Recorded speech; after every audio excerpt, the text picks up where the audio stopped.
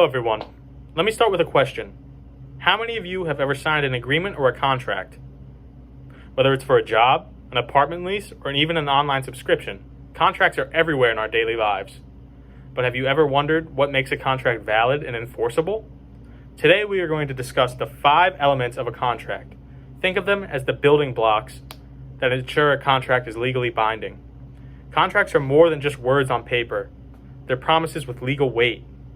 When these elements are in place, the agreement becomes more than a handshake or a verbal exchange. It becomes a commitment that courts can enforce. Understanding these elements not only helps you navigate agreements in your personal life, but also protects you in a professional and in business dealings. The first element of a contract is the offer. An offer is a clear proposal made by one party to another, showing your willingness to enter a contract. For example, imagine you're selling your old bike. You say to your friend, "I'll sell you my bike for $100.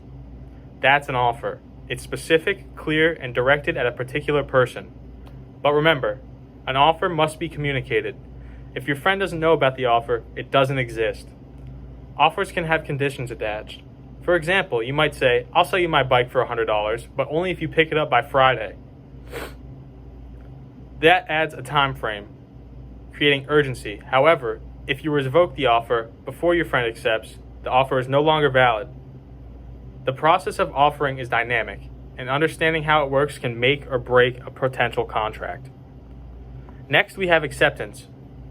Acceptance occurs when the other party agrees to the terms of the offer without change. If your friend says, "I'll take the bike for $100, that's acceptance. But what if they say, "How about 80 instead? That's not acceptance.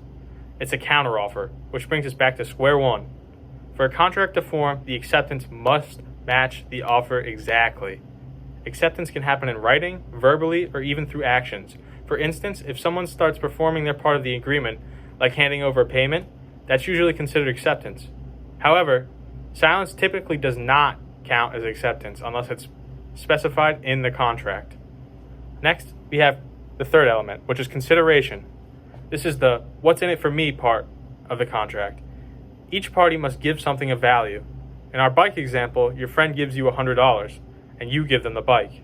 The consideration doesn't have to be money. It could be goods or services or even a promise to act or not act. The key is that there's an exchange of value. Without consideration, a contract is just a one-sided promise. Consideration must also be sufficient, though not necessarily equal. If you agree to sell your bike for $1 and you're happy with that price, the law generally considers it valid. However, if someone claims they were forced into the agreement or that the consideration was grossly unfair, it can lead to disputes. This is why understanding consideration helps avoid conflicts.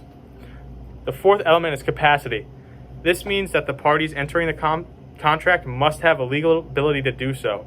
For example, minors, people under the influence of drugs or alcohol, or those with mental incapacities may not have the capacity to enter into a contract. If a minor buys your bike, they could later claim the contract is void because they lack capacity. Capacity ensures that both parties fully understand the agreement and its consequences. Capacity is not always straightforward. For instance, when a minor's contract might become voidable, certain contracts, like those for necessities, can still be enforced. If a teenager buys groceries or essential supplies, they generally are obligated to pay. Similarly, a person claiming incapacity must prove they didn't understand the contract's terms. Finally, we have legality. The purpose of a contract must be legal. You cannot enforce a contract for something illegal, like selling prohibited substances. Even if all other elements are in place, the contract will be invalid if the subject matter is not lawful. Legality also extends to public policy.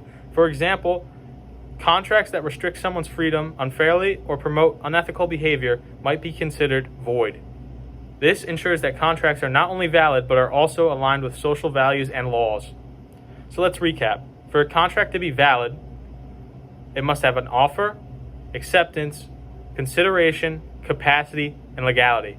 Missing even one of these elements can make a contract unenforceable. Contracts are the foundation of trust in personal, professional, and business relationships. Understanding these elements can help you navigate agreements with clarity and confidence. And the next time you sign a contract, you'll know exactly what to look for. Thank you, and remember, always read the fine print.